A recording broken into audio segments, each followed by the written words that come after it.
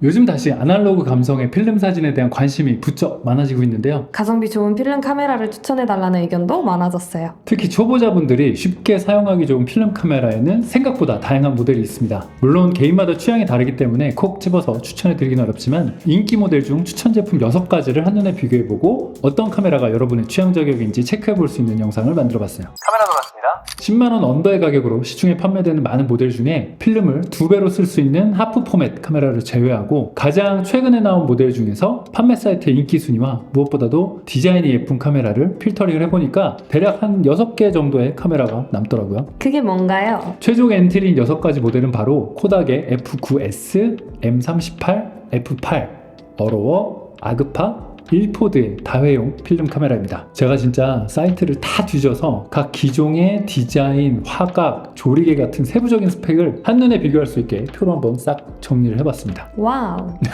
네, 이 기준을 참고하시되 여러분의 주관적인 느낌으로 한번 선택을 해보시면 어떤 카메라가 본인의 취향인지 한번 골라보실 수 있을 거예요. 결론부터 말씀드리면 다 고만고만해서 여러분 눈에 예쁜 걸 고르시면 돼서 정말 쉬우실 거예요. 네, 참고로 코닥 F9보다는 F9S가 밝기가 좀 더 개선되어서 나온 최신형이고요. M38이 M35보다 광량이 업그레이드된 모델이라서 선정했습니다.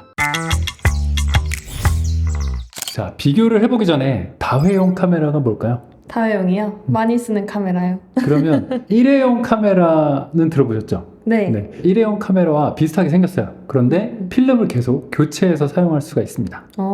카메라 가격이 워낙 저렴한 편이어서 다양한 종류의 필름의 색감이나 특유의 매력적인 분위기를 부담 없이 느껴볼 수 있다는 장점이 있죠. 다만 필름이니까 바로 결과물을 확인해 볼 수는 없겠죠. 제가 여러 브랜드를 비교해 보니까 정말 재밌는 게 있더라고요. 저도 깜짝 놀랐어요. 그게 뭐죠? 바로 이 모델들이 이름만 다르지 놀랄 정도로 스펙이 비슷한 점이 많더라고요. 그래서 차이점보다는 공통점을 먼저 알려드리는 게 좋을 것 같아요. 좋아요. 카메라의 외관을 보면 필름을 장전하는 렌즈, 뷰파인더, 플래시가 전면에 있고요. 윗면에는 셔터 버튼과 리와인드 크랭크, 뒤쪽에는 필름 이송 레버, 하단에는 플래시를 위한 건전지가 별도로 들어갑니다. 마치 모든 카메라가 약속한 것처럼 딱 이 정도 필요한 기능만 가지고 있어요. 심지어 필름이 들어가는 내부 구조까지 대동소이해서 도대체 이 많은 카메라가 알고 보면 한 업체에서 만든 게 아닌지 의심스러울 정도더라고요. 표를 보시면 아시겠지만 대부분 화각과 조리개, 셔터 속도가 비슷한 고정값을 가지고 있습니다. 렌즈는 28에서 31mm의 광각 렌즈고요. 조리개는 F8에서 F10 정도로 어두운 편입니다. 셔터 속도는 모두 120분의 1초로 동일해요. 크게 다르지가 않아요. 초점을 맞출 수 있는 기능이 따로 없기 때문에 그냥 최소 초점거리 1m에서 무한대까지 두루두루 초점이 맞는 펜포커스입니다. 이렇게 외관이나 스펙상으로 차별점이 없다면 사진도 결국 비슷하게 찍히는 거 아닌가요? 제 생각도 그래요. 사진도 비슷할 것 같긴 해요. 그럼 우리는 과연 어떤 기준으로 카메라를 선택을 하면 될까요? 그러면 아무래도 외관으로 보고 고르는 게 이쁜 카메라. 그쵸. 그렇죠. 그래서 저 개인적으로도 디자인과 가격이 바로 이 카메라를 선택하는 중요한 변수가 되지 않을까 싶습니다. 자, 그럼 지금부터 본격적으로 모델들을 자세하게 알아보면서 개인적으로 한번 점수를 매겨볼게요. 주윤 씨도 한번 매겨보세요. 네, 가시죠. 공통적인 특징을 제외한 디자인, 컬러, 화각, 조리개, 무게, 초점거리, 가격까지 7가지 항목에 대해서 제가 1에서 5점을 한번 줘볼게요. 여러분도 직접 한번 점수를 매겨보세요. 네, 저는 이제 카메라를 선택할 때 무엇보다 가장 먼저 눈에 들어오는 게 디자인입니다. 일단 모양이 예뻐야 평소에 들고 다니기가 좋잖아요. 맞아요. 그런데 많은 필름 카메라 디자인에 영향을 준 모체가 바로 라이카의 M3거든요. 제가 제일 좋아하는데, 그래서 저도 카메라는 클래식하고 심플한 디자인의 블랙과 실버 색상의 조합을 가장 선호합니다. 블랙과 실버. 오.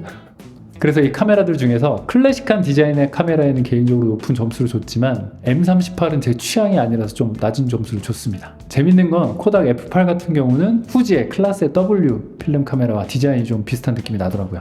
F9S 5점, M38 2점, F8 4점, 어로워 5점, 아그파 5점, 일포드 4점. 컬러 선택은 나만의 개성을 드러내는 포인트가 되죠. 그래서 저는 소비자가 선택할 수 있는 폭이 가장 많은 카메라한테 높은 점수를 줬습니다. 하지만 이건 어디까지나 개인의 취향이니까 여러분도 한번 점수를 매겨보세요. F9S 3점, M38 5점, F8 4점, 어로워 4점, 아그파 3점, 1포드 3점.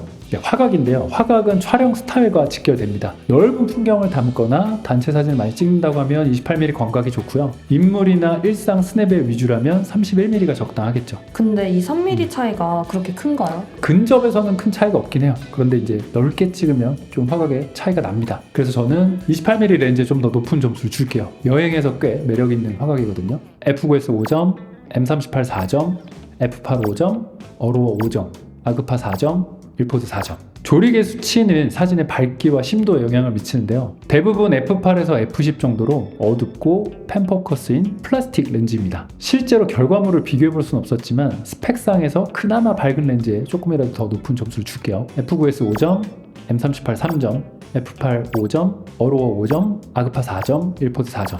일상에서 가볍고 휴대하기가 좋아야 들고 다니기에 부담이 없겠죠? 그래서 저는 가장 무거운 1포드에게 낮은 점수를 줬습니다. 근데 사실 들어보면 큰 차이가 날 정도의 무게는 아니긴 해요. F9S 4점, M38 4점, F8 4점, 어로워 5점, 아그파 3점, 1포드 3점. 혹시 최소 초점거리가 뭔지 알아요? 최소 그 물체와의 거리. 맞아요. 오. 네. 최소 초점거리는 이제 렌즈가 피사체에 정확히 초점을 맞출 수 있는 가장 가까운 거리를 말해요.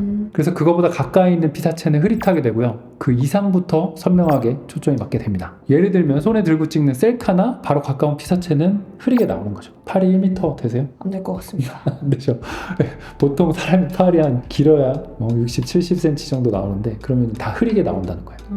그래서 테이블 건너편 정도 거리부터 초점이 제대로 맞는다고 생각하시면 됩니다. 그래서 대부분의 토이 카메라들은 인물을 1m에서 1.5m 사이에 두고 찍을 때 가장 초점이 잘 맞는 사진이 나오거든요. 여기 있는 모델들은 대부분 1m와 1.2m부터 시작을 하기 때문에 저는 20cm라도 더 가까운 거리에서부터 초점이 맞는 카메라에게 높은 점수를 줬습니다. F9S 4점, M38 5점, F8 4점, 어로워 4점, 아그파 5점, 1포드 5점. 마지막으로 가격입니다. 사실 품질 대비 부담 없이 구매할 수 있는지가 제일 중요할 것 같은데요. 더더욱이나 스펙이 비슷비슷한 상황이면 가격이 더 큰 요인이 될 수 있겠네요. 6개 중에서 어로워 카메라가 가장 저렴한 편이어서 입문자에게 가장 적합할 듯 합니다. F9S 2점, M38 4점, F8 3점, 어로워 5점, 아그파 5점, 1포드 2점.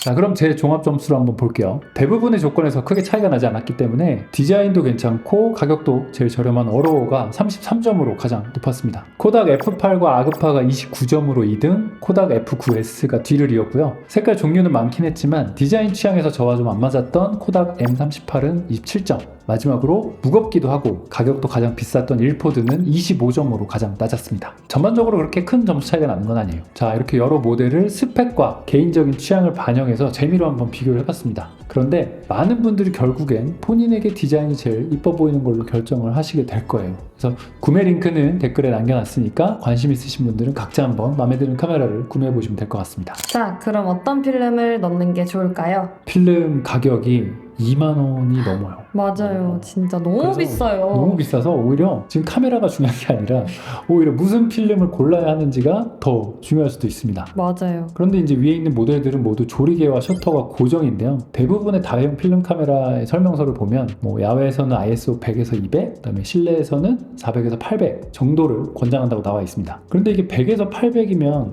하나, 둘, 셋, 세 스톱 정도 차이가 나는 거기 때문에 뭘 넣어도 고만고만하게 나온다는 거고 정해진 게 없다는 거예요. 어느 정도 플래시를 터트리기 때문에 믿는 구석도 있겠죠. 근데 제가 필름을 한번 다양하게 넣어서 테스트를 해봤는데요. 100을 넣는다고 해서 내가 꼭 뭐 실내에서 안 찍는 것도 아니고 400을 넣는다 그래서 뭐 야외에서 안 찍는 것도 아니잖아요.